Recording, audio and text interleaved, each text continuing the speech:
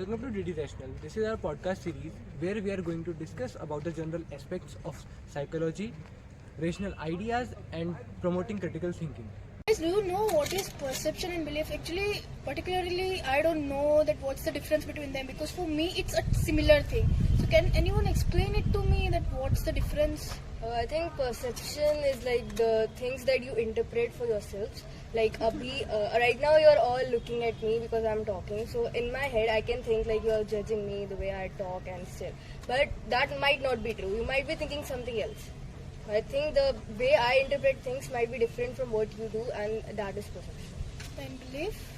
I guess belief is something similar to perception, but a belief is something a person truly accepts by himself. Like, I believe that there are aliens or something sort like this. Like, I believe in religious things. What do you think, Ayush? Well, according to me, belief are essentially the convictions we hold about this world, ourselves, and others. And perception is all about how we take in information, or we can say how we take in the sensory information. Belief and perception might seem different, but they're actually not. Belief can shape how we perceive, and perception can influence our belief. Okay, if I take an example, I can take my personal example that my belief about the dogs, my pre-existing belief about dogs is that they are actually dangerous and aggressive. So let's say if I am walking down a street and saw a dog barking at me aggressively, so what I feel that my pre-existing belief that dogs are dangerous get triggered, because I perceive that dogs are barking at me aggressively, and then my belief get triggered. So I get scared, and it might possible that I might take another route. So what's your views about that? Is there a reason you have that pre-existing belief? No, actually there is no specific reason, but I read an article about that the man was attacked by a pit bull. Don't you think it's us human who don't teach them how to behave and how to just stay calm and stay normal when they are with humans? Like, it's us. Yeah, it's us responsibility. You're right. Then why do you feel like that if a pit bull has attacked someone, then you are getting scared? Is it because of your some kind of past traumas or something you have experienced, something like Yeah, that? actually, because not all dogs are aggressive, because dogs perceive human through their senses, right? So they recognize humans basically. When dogs smells you, they recognize humans. So when you see your perception and my perception may be different from each other. Right.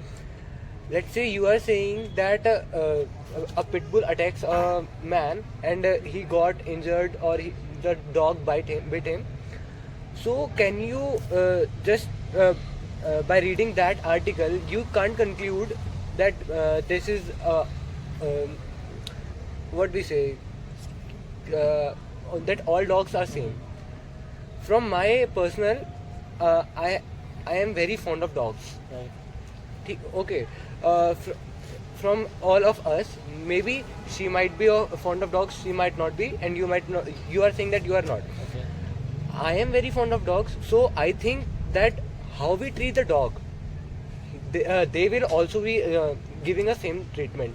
If we are going to the dog and we are just keeping calm and we are making him comfort, he will come to us, he will play with us, and that's all. So you can you just explain with an example of your own, if it has happened, that something has happened to you with you, and from that you are saying that dogs are aggressive and not loving. No, actually I don't have any personal experience about it. Do you guys have? And also I guess you said the same thing, that our beliefs shape our perception. Right. So how do you say that you said that you don't have any kind of past experiences or past traumas or something like that? And how do you explain that this belief of yours is shaping your perception? Please, can anyone describe this, that how belief can shape our perception? Okay, let's take an ancient examples, like girls are not allowed to go in the temple, right? This is also a belief and a perception, you can say. But how this is just taking a place and shaping our perception. Like for me, my opinion towards this issue is that I am going to the temple when I'm having my those days when I'm having my periods. I'm going to the temple. That's my own opinion. But for Vachi, it can't be like that, right? She might not be going. It goes based on like your cultural beliefs. Because in my family, if you're on your period, you're not allowed to go to the temple. So So it might not be true for yours. yeah. But in my family, they follow that, so I can't go to the temple if I'm on my period. So it's just a perception that we are having in our minds. Some families think that girls can't go to kitchen or in the on temples in their period time. But if they go to the temples from as I think if they go at that time, if they go to temple, they will get positive energy and they will feel better. But they are not. Most of the girls are not treated like that. So can you please just give some example of that? Like which type of examples are you talking Like about? say that what I have seen is in many of the families, girls are not allowed to go out, even not out of their houses when they are on their periods. They are just asked to stay in the house. Don't you think it will it's all these things are connected to how a person is educated and how a person is just having knowledge about all these things and all this issue and how a person is socializing himself. Like it's, don't you think it will all directly connected to a social life which we all are having right now? But don't you think a person who, if you're living in a society where they believe in religious things or their ancestors' things, what they are carried forward, they are always carried forward in the next generation. Yeah, like you can't just base A it on uneducated education. person can't educate the religious things, right? Like Yeah, even an educated person, they won't like just stop following what their ancestors. Because the did. society go against them. Yeah, that's everyone having right. their own belief. Yeah, that's So how that's culture why. and society came into the picture in terms of belief and perception. But don't you think it's a person's right to just have their own opinion upon one thing or another? It's not Like, like it's it not is. about. It's all about us, that what we want to think, what we want to believe. Yeah. Don't you think it's all right? Like we have that right to think upon that issue. We can't just go and like, let me say, you know that this is the wrong thing, this is the wrong doing we are doing. Yeah. Then you can't go and continue doing it, But right? what we can do we have is- to stop that thing also. Yeah, we can Or stop by our we future generations, yeah, right? true. Or we stop doing that thing so that the generation after us stop doing those things. So don't you think we ourselves, this generation, have to stop some kind of things that are not right enough? Yes, we have to stop this, but in our age, some families, in our age, some children are facing that their families are continuously pushing them to do so. But what they can do is they treat their child well. They not educate, because only just education is not that. What we say that sufficient. Some might be what we say. Let's have some advice from our expert who can just give us some answers to our questions. Dr. Shall we? Sudha, are you talking yeah, about? I'm talking about Yeah, Dr. right. Sudha. Let's So, watch a clip okay, for that. let's see Okay. that. What do you think our pre-existing beliefs influence our perception of reality? Our beliefs powerfully influence our perception of reality, and they do so in various ways. One of them being how much salience do we attach to a particular reason why something happened. For example, if I perform poorly in an exam, and that might have been because of various reasons, right? But if I have a pre existing belief that I'm incompetent, that somehow I screw things up, I'm not good enough, that is going to become my overriding, reasoning behind my poor performance. Similarly, my beliefs regarding is the world a hostile place, is the world a benign place, that's going to influence my perception of whether to help someone in need. Yeah, there are so many ways through which reality could be perceived differently based on our beliefs.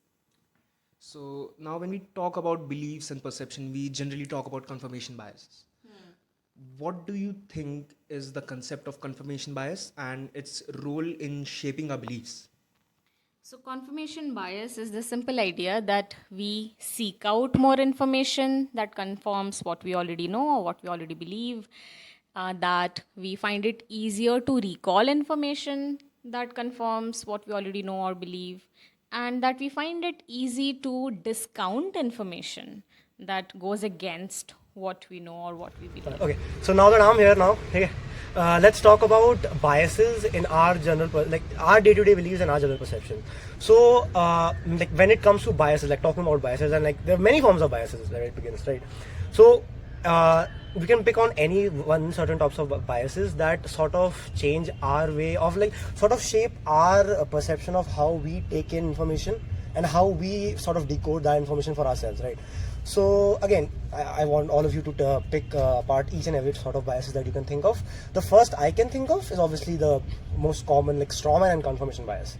So with confirmation bias, what happens is that whatever pre-perceived notions that we have about already have about something, we just need a sort of cherry-picked data that we think might will sort of help us reframe that own belief that we already have, and we can we take that specific cherry-picked data as evidence for our own preconceived notion, and then we are like, okay, yes, yeah, this is actually evidence-based, and we can now actually believe in it.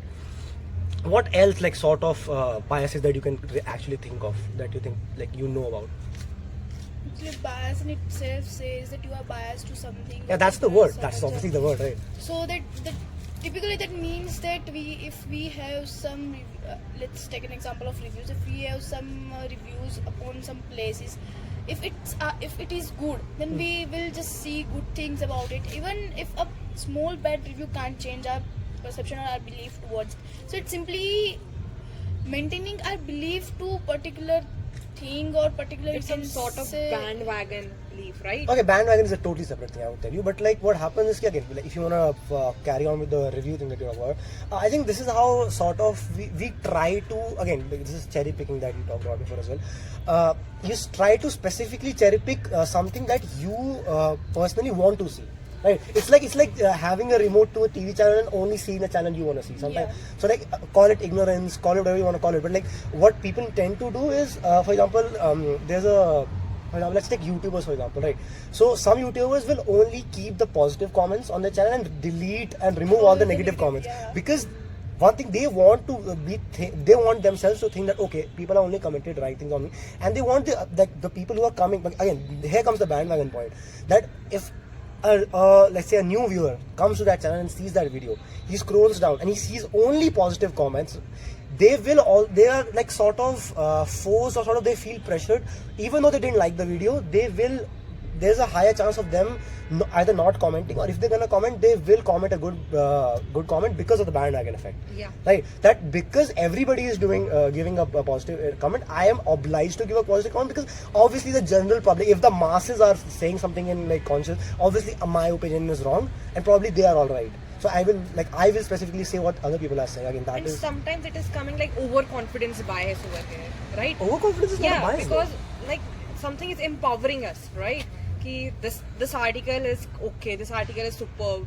Taking as a movie example, the movies which are so like high class, or like they are over dramatic, or can say they are overrated, right? So what people think that everyone is saying it's marvelous, it's awesome. So that's the perception inside someone's brain, like, yeah, this movie is awesome. Okay, in that sense, see, I think it's more about the brand value. Let's say, for example, if you're talking about a movie, right? Take any example. Most of the time, it's either related to what production it's being produced, or the actor behind it. For example, who is the director? I don't know. I think it's more about the actor, because actors are the face of it. Like if Shah Rukh Khan brings out a movie, right? At least the first week, it's gonna be a theater-packed experience, because people are like, it's a Shah Rukh Khan movie, it's bound to be good, right? Yeah, he's that fan movie. It was, for me, underrated. it was so underrated movie. Yeah. But for the week it went so good. It just like, yeah, it was going up and up and up. But I don't like you just mentioned about the director, like Sanjay Leela Bhansali. We all know his high class costumes. Imtiaz and- Ali. Yeah, it's choreography is so awesome, right? like it's for Sanjay Leela Bhansali, it's more about glamour and ambience. Yeah, we know right? if it's Sanjay Leela Bhansali, it will be so cultural. So Yeah, he does the same thing again and again, yet people love it. Again, if you keep that even aside, right? What was the point of overconfidence bias? I'm not understanding. Like, how did you rate that to overconfidence bias? Are you rated by, like, yeah, if someone is saying that he's making it more and more popular, yeah, everyone is giving the reviews of that without you watching it, you will be overconfident about it. Yeah, everyone is giving a positive review, a good feedback. That is on more this. of an ad hominem than again, the overconfidence bias is not a thing. I would say that's more of an ad hominem. Again, that's a term. Let's not go there. Okay. Speaking of biases, right? If you can jump a train on more other factors, right? If we take social and cultural aspects, which sort of include biases for ourselves, right? So let's a social gathering, right? And if you're in the middle of a social gathering, what sort of preconceived notions you have about people based on that social gathering? For example, if I go to a club, right, I will always have an idea of what the people who are going there have, that their personality, right? On the other hand, if I go to, let's say, a bhajan, right, I will have a certain idea of what those people's personalities are, right? Again, just give me an idea. I kind of want to hear from these people. Actually, you know. it directly connects to what we wear to some particular places.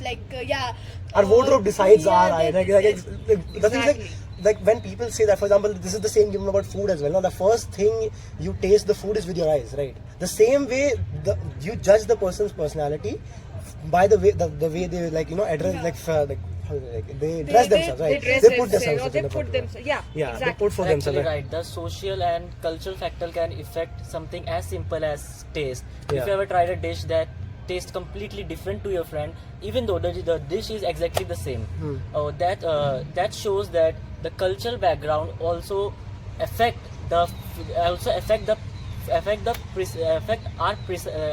what we perceive as a flavor and spices. Okay, on that, I think that is more about talking about acquired taste than anything. Yeah, If you you can say have that. tried, for example, I'm trying my mom's food since I was a kid, right? So I obviously think she's the best cook.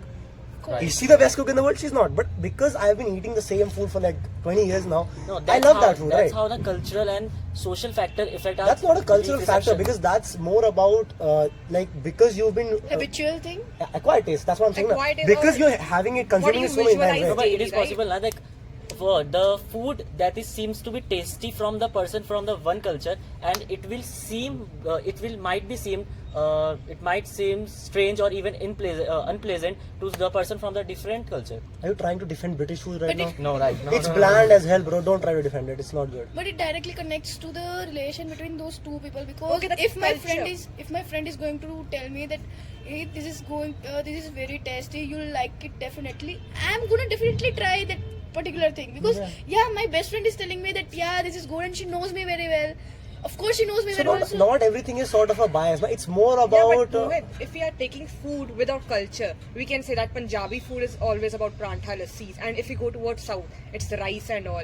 Actually, it's the best thing from that particular culture. It's more about the staple food over there, right? Like for example, how to say it? It's like foreigners thinking that Indian food is all about spices. Yeah, it is, But and it tastes we have amazing. a variety of sweets too. It's Yeah, not that's what I'm only saying, about right? spices. But we can't blame people to think that all our food is spicy, right? Because it is. Yeah. Let's be for us, our food is not spicy. Their food is just very bland, right? To be honest. Our perception is different because we've been grown up to think that this is normal food, right? For us, a classic lassi is too sweet, but like chole bhature is perfect.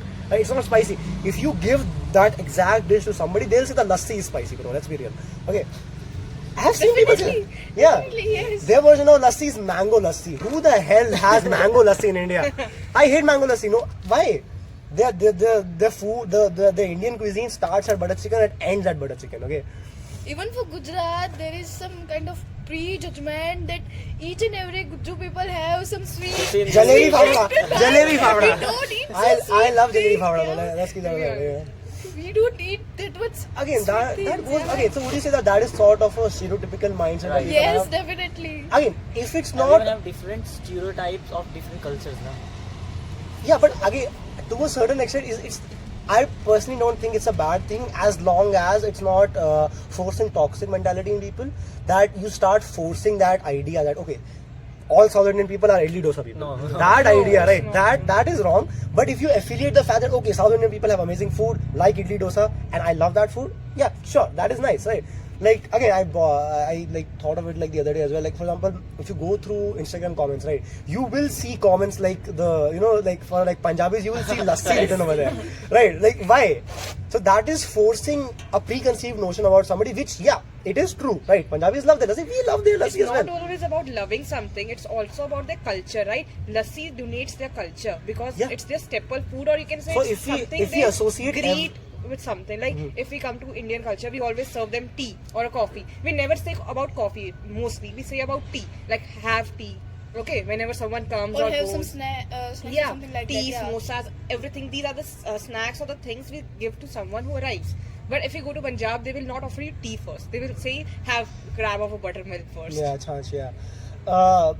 Again, I think again, let's keep food aside for a second because I'm And getting it's hungry. definitely gonna make people toxic about some particular thing, because it's a habitual thing for people to think about, yeah, this is the thing like that. Like they'll think that, yeah, let's talk about Guju people, yeah, they are going to eat just sweet things, they can't eat spicy things, so they will force them to think just like that, and it will bring toxicity into them. Yeah, I'm getting hungry now. Let's change the topic now. Okay. Coming back to social and cultural factors, okay, because we started talking about stereotypes, right? Let's just go more into stereotypes. Again, I want more from this side of the argument because like I'm hearing these two. I want guys to speak as well. Come on. So tell me what your idea, or just give me if you have a personal experience with stereotypes, right, about yourself or around people, about your friends or anything. Like, what do you think stereotypes? Again, everybody, all of us know that stereotypes can generate a harmful mentality in people. But do you think in some sort of way stereotypes also help create a positive idea about people as well? In any ways? Like are they helpful for people as well? Like having a sense of idea that okay, Yeah. these people are like this only. What do you The say? stereotypes like drinking water in the morning is a stereotype. It's a culture. I wouldn't say it's a stereotype. It's- Okay, I will tell you what a stereotype will be. The stereotype that drinking water in the morning is beneficial for your health because of a certain aspect, that is a stereotype. Just drinking water is not a stereotype. Like you have to attach. A stereotype is, I think what I understand is like a stereotype has two basic structures. A statement and an innuendo behind it, right? Not always an innuendo. No, it's always don't let a black cat cross the street because that is bad luck. Okay, don't play with the scissors Right, because right. that will bring a Bring a fight. fight. Don't keep your slippers upside down because that will incite a fight. There's always an innuendo behind a statement. That is how a general statement is, right? Like you can, if it was just don't play with the scissors or don't let a black cat, that won't be a stereotype. That's just a statement. But it is stereotype, don't have a scientific effects, right? That is why it's a stereotype. That is why. But some stereotypes are basically having a scientific effect also. Yeah, but It's basically depends on a particular person's mind, how he or she is letting that particular stereo thing affect their thinking or something. I think see from what I was getting at this point was like culturally speaking, right? Culturally speaking, when it comes to cultural stereotypes, okay.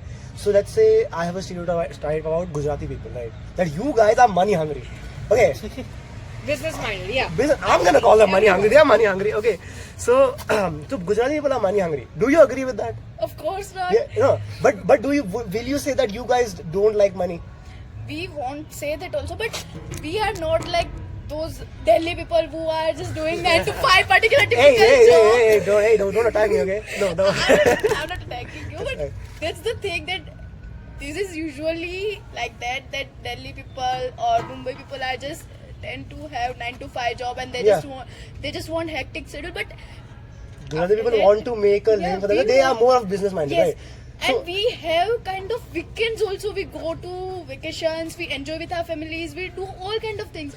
But you just tell me, how many people have you seen that going to family weekends, like after 15 days they just plan a vacation or something. They go for a holiday. Bro, or something Gujarati like weddings are so grand. Like, if you Yeah, the grandest weddings are Gujarati weddings. See the Adani wedding. Come on, guys. I Okay. come to an account Sorry, Ambani, I'm there. sorry. My Yeah. friends, like my Gujarati friends, we had a bunch.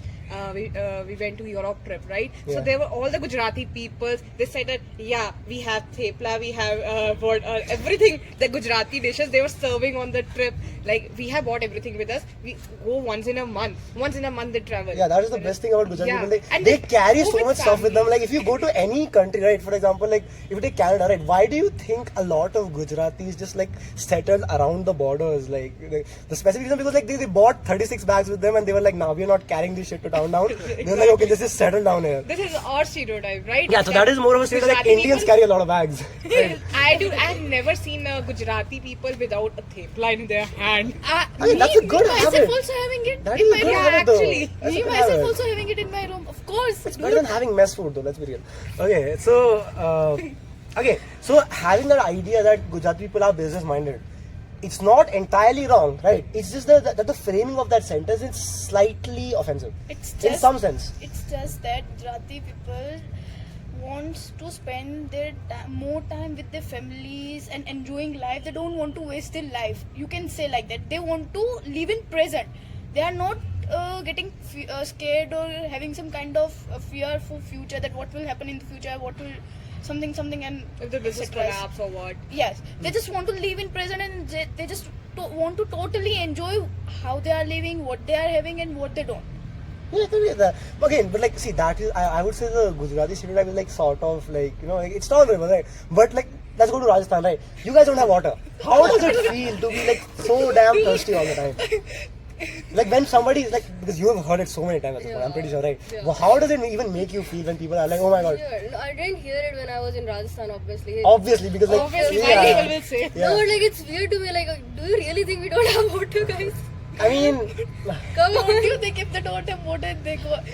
you don't ask the fish how it swims, right? Like, how do you guys like so like you survive on milk or something? Like, how do you work? Like, how I do you had a Camel perception milk. actually. camel milk? Yeah. Really? So is camel milk more prominent than cow milk? Yes.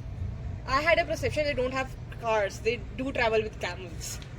I had that. What? Yeah, I had that. Okay, I can't. My roommate actually told me this. She was like, "Yeah, I actually thought you just ride on camels." Yeah, I do. Why is she How did you go? serious about How it? did you go from Udaipur to Jaipur? Camel, my guy, camel. She was serious about it. I thought she was Even joking. I She was serious until That's I some went to Minecraft Jaipur. stuff. No, the amount of times I got asked, "Are you married?" I'm not even joking.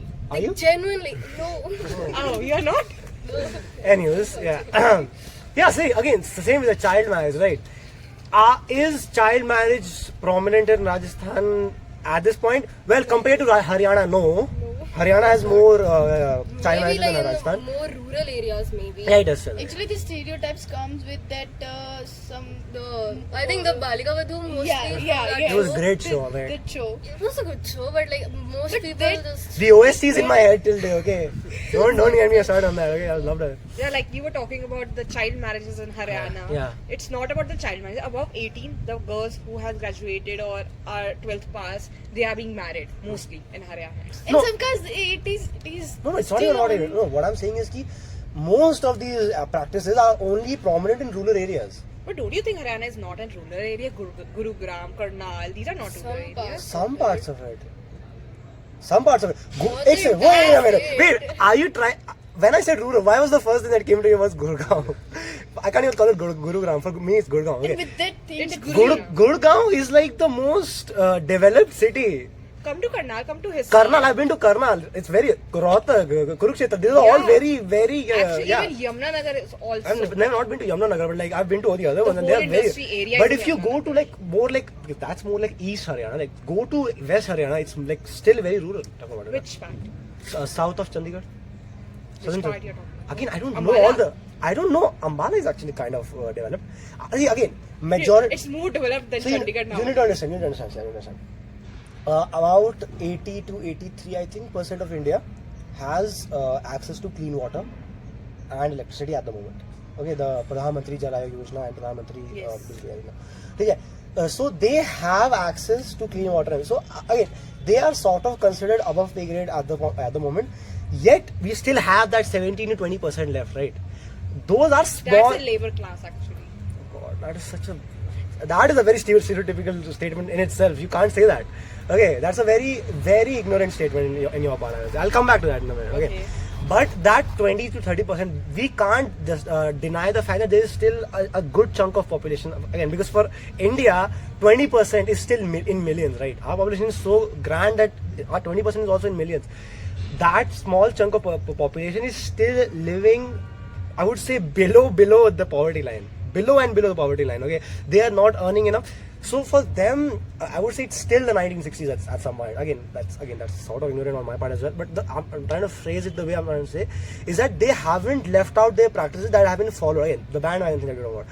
I would not call it bandwagon. It's more of a, it's more backed up by indoctrination and the fact that whatever they have been following since their past, because they haven't been.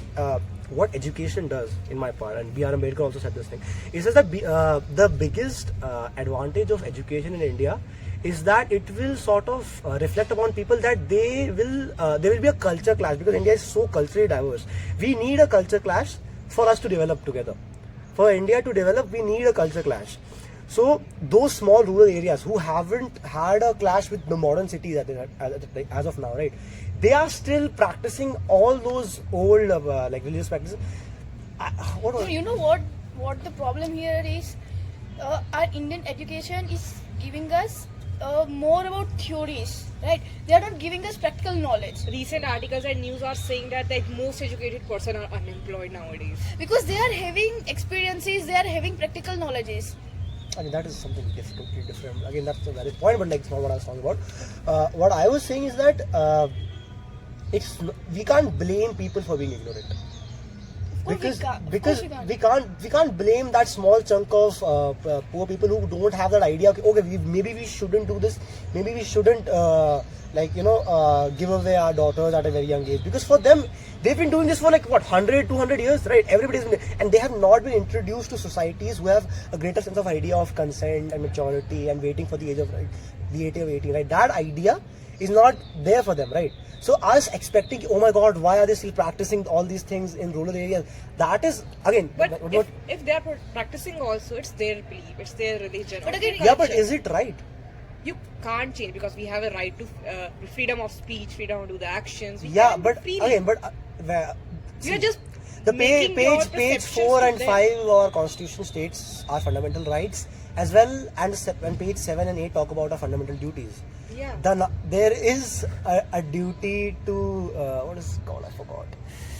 There's a duty that talks about due diligence and following the constitution, right? So the rights and laws stated we are supposed to follow our constitution. That is a duty as a citizen, right? And the idea of age of consent and not practicing in underage marriage comes under our constitution. So if again those people, I'm not, again like I said, I'm not blaming those people for not following it, but as again this responsibility falls upon our government and us as civilians, who need to sort of educate them to the idea that they need to be aware enough to know what people around them are doing, or the people. Actually, what education you are talking about? The Western education? No. Or the cultural education? No, nothing. I'm not talking about anything. When I say education, right, I'm not talking about opening up a textbook. Education can be anything. That's why I bring the topic that we have more kind of theory topics. Yeah, we are not having directly practical linked topics. with Again, theory why do you think like all the if you ever go on like around social NGOs, like who go around to areas, like why do you think the first thing they do when they like go to like government schools, like if you ever go to an NGO, like you see what the volunteers do is they go around and teach the small kids, right? What do they teach? They don't go up and open calculus. Okay, they talk about general knowledge and basic understanding, because they don't even know that, right? Basic idea of mathematics, like you would say, it's theory, yeah, but do you need to know the basic understanding of mathematics, the basic understanding of science?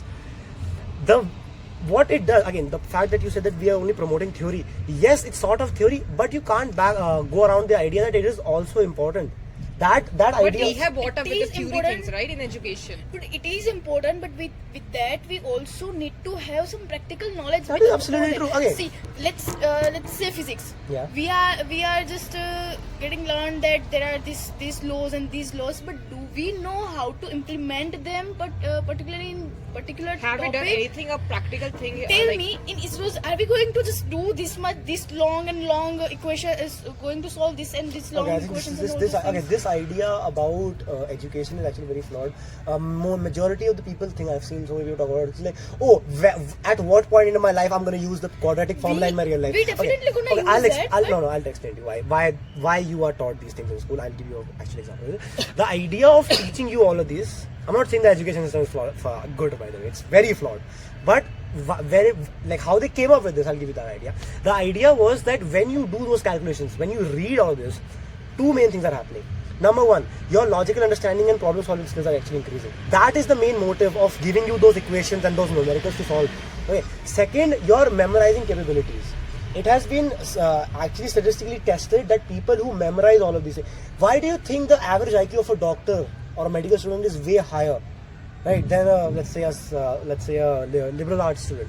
It's because they are given to memorize all the information, and through the information perception, their idea around how to take in information changes. And because they memorized all those years, right, 4, 5, 6, 7 years when they were as a doctor, now as a doctor, when they have to listen to their patients, they are very good at listening to that information and understanding that information. So you will say, okay, why in year 2 was I learning physiology chapter 2 about anatomy of the femur? I'm a cardiologist. Why do I need to learn about the femur? Why do I even learn that? Because that was important for you to learn, because now as a doctor, your listening capabilities and memorizing capabilities are much better. but don't you think these listening capabilities or these memorizing things are taken over by AI?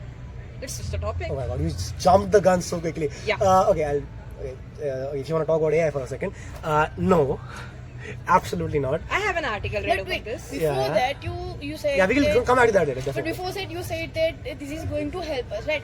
But I'm talking about in ISRO, are you going to solve this equation and are you going to have this 2 pages, 3 pages solution for this? Yeah. Do you have that much time to solve that Yeah. equation just tell me when your satellite is moving around and you kind of have some issues over there, are you going to spend your time 15-20 minutes? Okay, again, solving your it? understanding of how a research organization works, I'll explain to you. When you go to that level of certainty, right, that where you have to work in a research lab, okay, what you do is you design algorithms. All those people who are sitting, right, They work on it. Huh? What? They work on that algorithm. They design algos and they work with those algos. Now designing those algorithms takes years. While you're designing those algorithms, listen, while those examples, like for example, we have CV Somnath that we have, right, our ISRO chief, right. What do you think he does? He doesn't sit down on a piece of notebook and solve the question. What he did was he was a director of like the people who are working on algorithms for years. For years, they were trying to design the perfect aerodynamics, the perfect jet propulsion. All those things was designed on a piece of notebook or a sky, whatever they were using. But they wrote that, they wrote all the things right. Now, the things that they use for that they use basic addition and subtraction to using the Gibbs equation. Now, you guys don't know what the Gibbs equation is. Like what I'm trying to say is that those, again, it depends on the field that you're going, obviously. If you're going in a proper astrophysics field that you talk about, right? That field is so indebted in the fundamentals of physics that you need to go through, how do I explain this? Even a screw that is like a small screw that is designed for a satellite, right? A small screw goes, I think, around 42 redesigns. For the threading around a needle, right? If it's even a nanometers of like Space Up or or down. right, yeah. they will shut down the launch of the satellite for a small screw. It has happened before by NASA. It has happened. They shut down a project for like around 2 months. They delayed it because a small screw, the threading was wrong on a small screw. But that's what I'm saying, to solve those things, to have some theories upon some particular topic. Don't you think we need to have practical knowledge based on those things? Yeah, Because but- without practical knowledge, we are not going to do So again, anything. again, that is one thing that is like This is sort our of wrong. education system. Yeah, that is one thing that's a flaw in our education. That apart from memorizing all of these things, we need more But practical then, knowledge. That I agree. this is what I'm saying. The memorizing part is now taken up by AI. What we are doing, actually. Why AI has taken over? Because he has more practical knowledge, he has some algos. No, wait. He don't I'm, have a sorry. I'm practical lost knowledge. actually. Why did you bring up the point of algorithm? Algorithms I brought up because you're talking about doctors. They memorize the things, the stuff. Yeah, but there will never come a point. Okay, see, I'll explain this to you. I have an article. Okay, Let me yeah. tell you.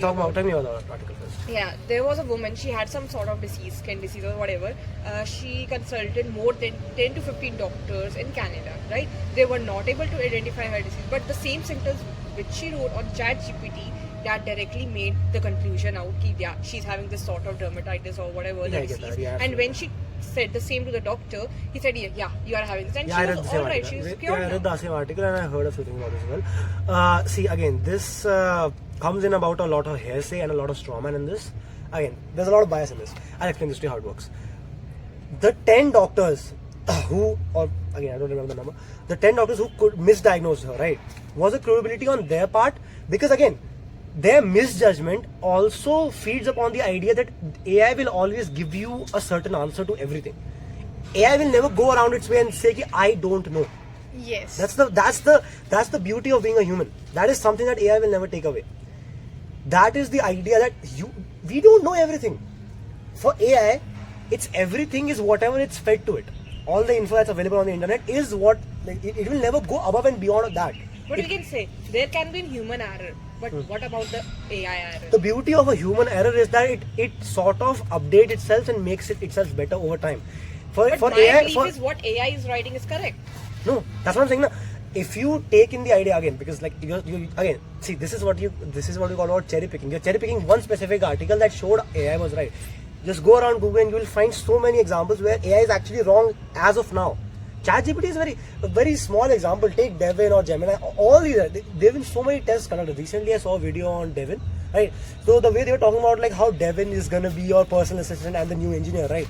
It has been debunked. AI cannot do that yet. That video and that whole And what presentation. about Elon Musk implanting that AI chip inside Yeah, the brain? Neuralink is a test and it has been done on a first human. I saw that. Yeah. And successful also. Yeah, it's been successful. Again, that's something that will happen in the future. We can't talk about that, obviously. Actually, that project also came out that MIT student, I just forgot his name. He just made a project that you just have to think about it. It will directly search in the Google and it will directly in just nanoseconds. Yes, That sort is of what they Apple will- Version Pro is. What's that? No, it's not. What? Right, What do you it's think not, Apple Vision Pro it's does? not, What? It's not. That is not what a Vision Pro does. No, Yes, It senses your eyes where you go. It's yeah. like a That mouse is- pointer. that, Okay, eye sensation is there. Yeah. This is a whole different topic. It's Okay. How would you say that stereotypes influence our perception and behavior? There's this very powerful idea of a stereotype threat, which means that just the awareness of a stereotype existing and the activation of that stereotype is enough to impact our performance. For example, the stereotype that women are weak in maths. Imagine that I'm appearing for the job interview for a maths professor. And when I enter the waiting room, I find that there are about 20 men and just 2-3 women. Immediately, the stereotype that women are weak in maths becomes activated. I may not believe in that stereotype, but the situation has made that stereotype salient, and now it's going to actually impact my performance. That's stereotype threat for you, a very simple way through which behavior is impacted by stereotypes. If I believe in a particular stereotype, I might also have certain prejudice against, the people or the group of people that I have the stereotype for. If I'm not careful, my behavior may become impacted in the sense I might engage in some form of discrimination following from that stereotype. So there are a lot of ways through which stereotypes can come to influence our perception as well as our behavior. So based on that, what would you say that social norms and expectations influence our perception of what's right or wrong? Very much. There's a great deal of influence there as well. In fact, from the time we are born, the socialization starts. Cultural socialization, right? Family, school, our community in general, culture in general, socializes us in a particular context. And that context gives us our ideas of what is right, what is wrong. As adults, we do have the privilege of re-examining those ideas, but if we don't engage in that very intentional effort, our ideas of right or wrong are essentially our culture's ideas of right or wrong. If we don't expose ourselves to counter narratives, to books, to ways of living that are different from what we have grown up knowing, then it's possible that whatever we consider as right or wrong is essentially a product of our culture. So, would you say there are any techniques or practices that can help us be more aware of our personal biases in our perception? Yes, absolutely. And I think a lot of it has to do with one's attitude first.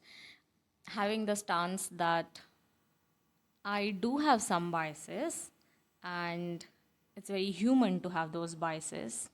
And what I can do is identify those biases so that they don't impact my behavior, my perception. That is far more preferable to thinking that I'm a good person, I don't have any biases against anyone. No, all of us do have biases. So the first is to identify them.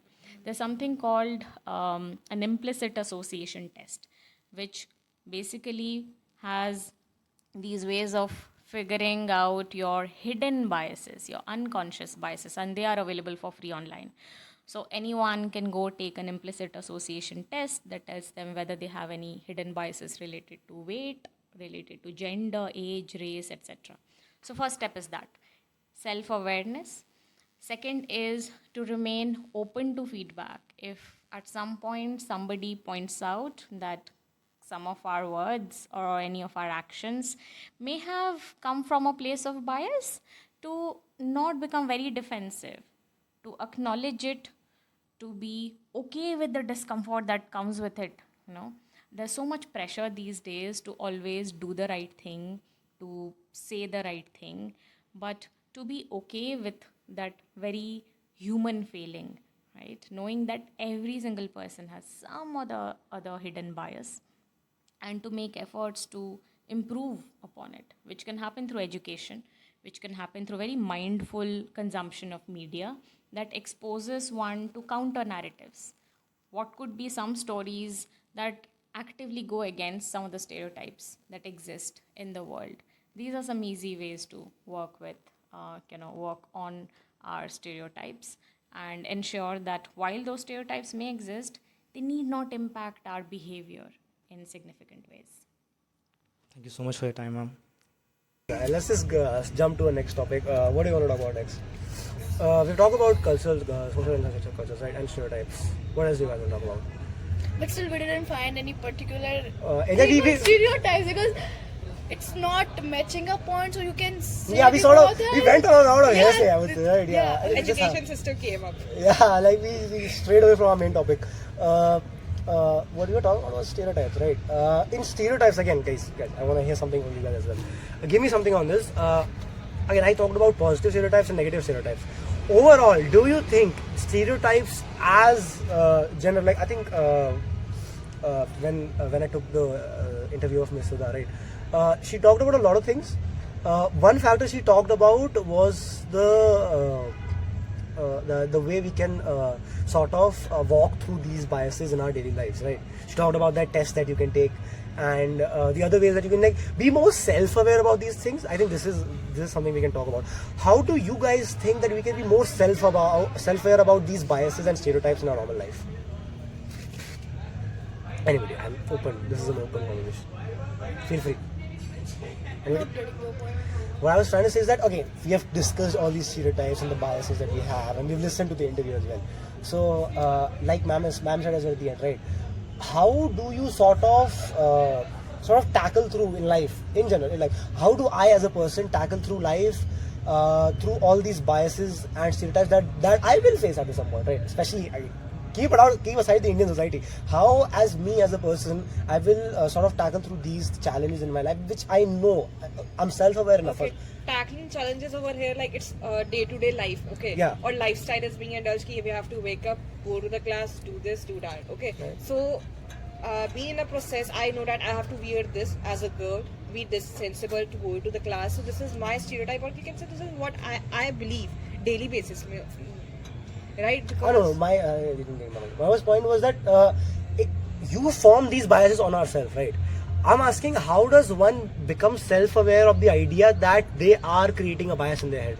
I know Mohit is this sort of person. Talking with him this thing will make him feel comfortable more with me, and talking the same thing with Hit will be more comfortable towards me. Okay. Right? So this is my stereotype that It's not about stereotypes. I'm not about stereotypes. It's about how you are going to be with the particular, like, the more you talk with people, the more you try to understand them, the more Interactions, you try, right? the more you have interactions, and the more Yes, did you you understand my read.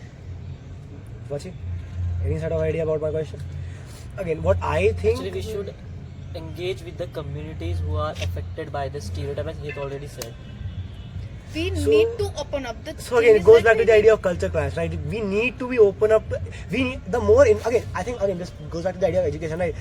The more we know about things, the less biases we form, right? Yes.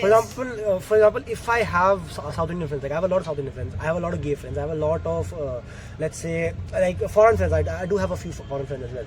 So the way they tell me, like for example, I have a Spanish friend, right? So the way she tells me a few things, I'm not that close to obviously, but like the few times we've spoken, the number one thing that she told me was that she was like, don't Indians know like 40-50 languages? And I was like, Not everybody. we do have 40-50 languages, but all of us don't know all the languages, right? So again, that is her idea of things that she thought, right? But again, that's not true for us. Again, can I blame her? No, because for her, India has so many languages, and obviously, like they must know all those languages because for them, she's Spanish, like she's from Mexico, right? So she knows Spanish and English, two languages. They are prominent in that country. No other language in that country, obviously, apart from some certain communities, right? So for them, they're like, okay, so there are 22 official languages, so they must know all 22 official languages. We don't. Right, that's don't how you we should think- engage with the people. So it's more about engaging with different that's people. how we get to know that what type of stereotype they have about us. So don't you think the thought which particularly comes in her mind is just because of the shows she's watching or she's used to watch, like? So it's the okay. It goes back to the fact it's cherry picked data that you are sort of like that's brought up on your face at certain points in your life where you're like, okay, that must be true because I saw this. Yes. That must be true because I read this, right? That again, and this is so interesting. And just to avoid these things, we need to talk with that particular kind of people. That what is it? How So it's does more- it? Like Yeah. Indian Army nowadays, going to tribal areas to teach them how to use, how to like they're educating them, because you should also bring the low grade society to the higher class. This actually it's totally random that came to my mind. So like it's the idea of introducing different cultures to different people, right? So why do you think? Okay, do you guys know about the southern Sentinel, the northern Sentinelese tribal people, south of the island, right? So it's the last isolated group of I want to call it tribals or whatever you want, right? Who don't have any interaction with the humans out there. They don't have any technology. They live like nomads at the point. There's about a population of around 2 to 300 on that island. Okay, and they are self-sustaining. The plants and the animals that are on the island, they hunt them, they live together, and they are totally tribal. And we, like American societies and Switzerland societies, they have tried to, as it's near the Andaman and Nicobar, so Indians as well. It comes under India, but the Indian Constitution has remarked it as that we are not allowed to interfere with them. Let's leave them on their own. Let's not indulge with them. Why do you think we shouldn't? Like because we tried because there are footages of people going on boats. You need to understand. They threw spears and arrows on the people. They tried to, and they almost killed one white guy. Why did they do that? Yeah, because There for should them, be some reasons, right? no, because they don't speak our language. For them, we are foreign species. We are aliens. The people who came there offered them food, and after that they killed them and buried them. There have been footages of them. Why do you think we shouldn't try to sort of socialize with them and ask them to be a part of our community as well? Why The should thing is that they definitely don't know our language, and we don't know their native language, right? But the thing is that if they have some kind of fear towards us, that what if they're gonna hurt our they're more property aggressive and- than fearful, I would say. From the articles and all So the again, news. the questions come up: why they are aggressive? Because of they are just having some kind of fear that they'll just snatch away my Actually, property they and don't my. want to indulge with us. That's the thing. They Yeah, want that's to keep it. their culture privacy. We can't just go directly on that. They don't. You don't understand. Judgment, right? Their people don't have. They don't have the concept of a society. They don't have a concept of a culture. First thing, what the Indian government thinks and what the UN also thinks is that let them be the way they are. and let them thrive, because if they don't want to, historically, because their island got separated and they didn't have a mode to travel through water, that is how they got isolated on that island, and that is how they thrived in that their society thrived in that way. So let's just leave them, and it's because it's not necessary to force our beliefs and our ideas on them. Let them be. So again, it turns out to the idea that, again, because yes, we do need to educate people on the idea of what, according to us, right? Because that we have formed this idea of what an idealistic society is, where everybody is given equal rights, everybody is equal, everybody is treated the same way. That if we force an idea on everybody, again, it should be forced on every society that has the general sense and it comes under the UN, I personally feel. But don't you think there's a slight difference between let them be and let's go there and communicate with them? We just want to communicate. But if they don't want to communicate back to us, why force our They don't want to communicate because they don't know our language. But at least we can tried. reassure them. We tried. They killed us. That's not the point. So what I'm saying is, my personal idea, what I was thinking, right, is let's do a drone show on top of that island, okay, and let's just do a picture of a god on top of it, okay, and then we can be their gods. One of the shittest idea you gave. Come on, we can just show a giant cross in the. We can do drone lights. Don't you think they'll shoot arrows on it on also? drones? What they're gonna do? The drones are up sky. They can't do it. UAVs, right? Yeah, for them it's a UFO. Oh my god, they'll start worshipping us, bro. That's the best idea. That would be an amazing experiment, actually. Either they'll be scared to the death, or they would be judging it. But here comes a particular person's privacy. We can't again. So invading someone's privacy. Yeah. So the whole point comes around the idea that yes, you should sort of force people to understand each other's perceptive beliefs, but also don't invade their privacy enough to sort of try to force your ideas onto them. Right, that is what the whole talk about was eventually about. So it directly leads to manipulative. Not manipulation. Manipulation is a very strong word. It's a strong word, but sometimes people just want to force their ideas on you without that thought that they are manipulating. You need to understand. See, they don't know the basic term of manipulating. Yeah, but then what do you see? I don't want to go too serious on this. I won't go on very serious topics on this. But just say small things that people believe. Like some of the things that your parents forced you to believe, that if you think about it for a second, don't make any sense. They fall out of common sense. But would you say your parents manipulated you? We won't use that word particular, but that's the term of manipulation. Yeah, I guess so. That's the term of manipulation. We won't say our parents manipulated us. Yeah, but is that the definition of manipulation, right? They did what for a goodwill.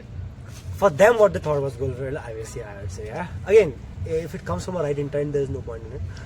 I guess that was good talk, guys, I guess. Right. I would have loved to have more from you guys, but again, it was nice. Thank you.